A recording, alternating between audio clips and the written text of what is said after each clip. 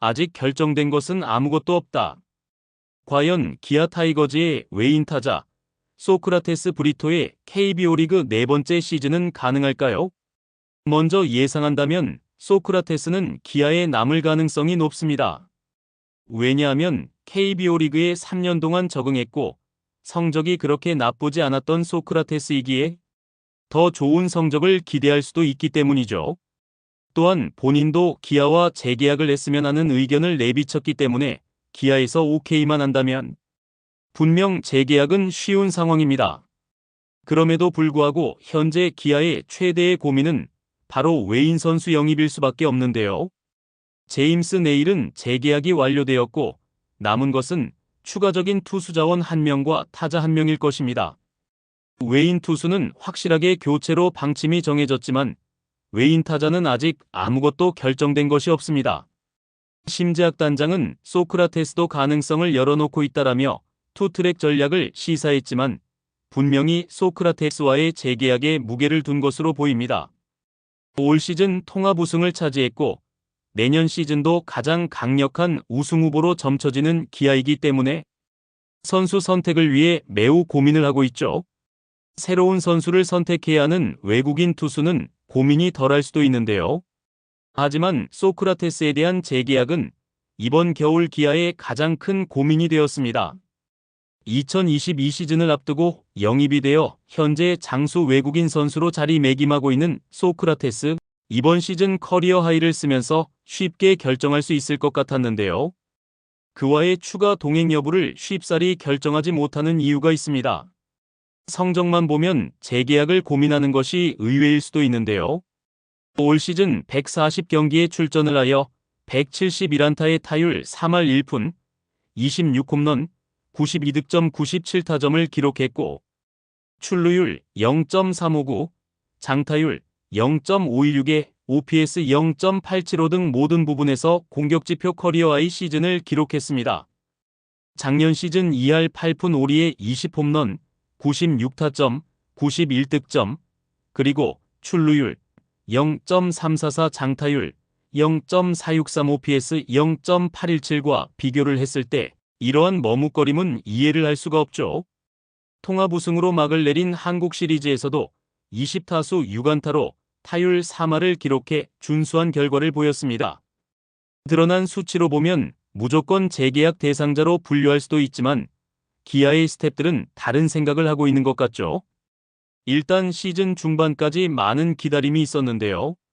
소크라테스의 치명적인 단점은 극심한 슬로우 스타터라는 점입니다. 시즌 개막 후 약 2개월 동안 타율이 2할대에 머무르면서 외인 교체설이 불거지기도 했죠. 2024 시즌 KBO 리그가 타고 투저로 진행된 것을 보면 초반의 부진은 기아로서 정말 아쉬웠을 수도 있습니다. 선두를 달리고 있었지만 매우 불안하게 유지하고 있었기 때문에 위기일 때 소크라테스가 좋은 컨디션을 유지했다면 지금의 이러한 사태는 없었을 수도 있죠. 하지만 관건은 소크라테스보다 더 좋은 타자를 영입할 수 있느냐는 것인데요. 외국인 선수 시장에서 타자도 투수만큼이나 귀합니다. 최근 국내 구단이 주시하고 있는 일본 프로야구에서도 수준급 외국인 타자는 매물로 잘 풀리지 않는 이유이죠. 그래서 2년 이상 재계약이 대세인 이유가 분명 사실입니다. 기아는 지난달 30일 발표된 2025 시즌 보류 선수 명단에 소크라테스를 일단 포함시켰는데요. 보류 선수 명단에 이름을 올린 것은 구단이 재계약 의사가 있다는 것을 의미합니다. 어쩌면 연봉 협상을 위해 유리한 위치에 서려고 구단이 선택한 방법일 수도 있죠. 현재 소크라테스의 재계약과 관련해 획기적으로 상향된 계약이 나올 수 없을 것으로 판단되는데요.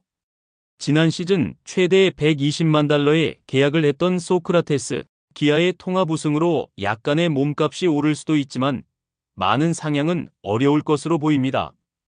우승과 관련하여 선수들 보너스로 추가적인 인센티브까지 받은 상황이기에 재계약은 고민이 있어 보이죠. 제임스 네일처럼 기아의 핵심으로 자리매김했던 선수는 분명히 선수가 우위에 있는 상황이었습니다. 그러나 소크라테스는 상황이 좀 다르죠. 일단 기아의 야수 뎁스가 너무 좋습니다. 올 시즌 슈퍼스타로 자리매김한 김도영을 비롯하여 노장 투혼을 발휘하는 최영우와 나성범, 김선빈, 박찬호, 그리고 대체 선수들까지 다양한 옵션이 있습니다. 그렇기 때문에 확정된 재계약에 대한 고민이 있는 것이죠. 일단 현재 마이너리그와 다른 국가들의 리그에서 다양한 선수들과 접촉하고 있지만 소크라테스보다 더 나은 카드를 찾기가 힘든 것으로 보이는데요. 소크라테스보다 더 좋은 선수를 영입할 수도 있습니다. 하지만 문제는 영입을 하기 위한 돈이 문제가 될 수 있죠. 그렇다고 적당한 선수를 영입하여 KBO 리그에 다시 적응시킬 수도 없는 노릇인데요. 선수가 검증이 되지 않았고 KBO 리그에 용병으로 영입하는 선수는 그들의 리그에서 최고의 선수들이 아니기 때문에 무조건 성공한다는 보장도 없습니다.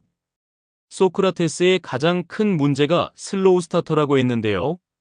또한 아쉬운 판단으로 문책성 교체를 당하는 등 수비 불안도 노출했다는 점이 마이너스 요인입니다.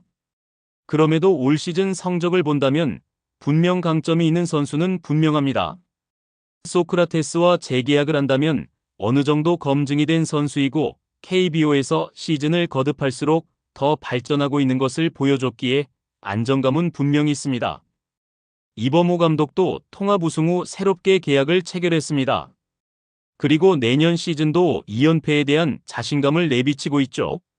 결국 기아의 모든 스태프들은 내년 시즌을 위해서 우승 전력을 만들기 위해 고민이 들어간 것으로 보이는데요.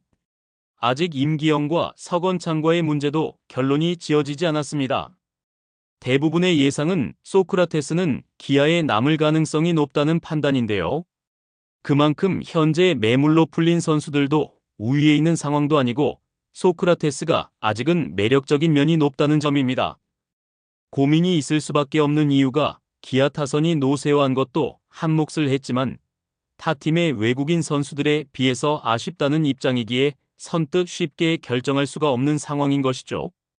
하지만 소크라테스와의 관계는 12월 중순이 되기 전에는 결정을 낼 것으로 보이는데요. 마냥 기다린다고 더 좋은 선택이 가능하지 않기 때문이죠. 일단 재계약이 유력할 것으로 보이며 도전보다는 안정감이 우선으로 보고 있습니다.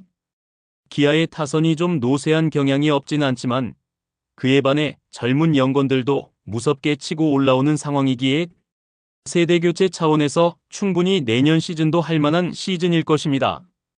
기아 타이거즈에 대한 대부분의 평가가 우승 전력이라고 부르는 이유이기도 하죠. 이런 기아의 타선에서 내년에도 김도영이 이끌어갈 것으로 예상이 되며 소크라테스도 잔류할 가능성이 높은 이유입니다. 소크라테스가 타선의 중심을 잡아줄 수 있다면 충분히 좋은 카드임에는 틀림이 없습니다. 과연 기아는 어떤 선택으로 연속 우승에 도전을 할 수 있을까요? 오늘 영상이 흥미로우셨다면 구독과 좋아요도 잊지 말아주세요. 앞으로도 더 많은 야구 이야기로 찾아뵙겠습니다.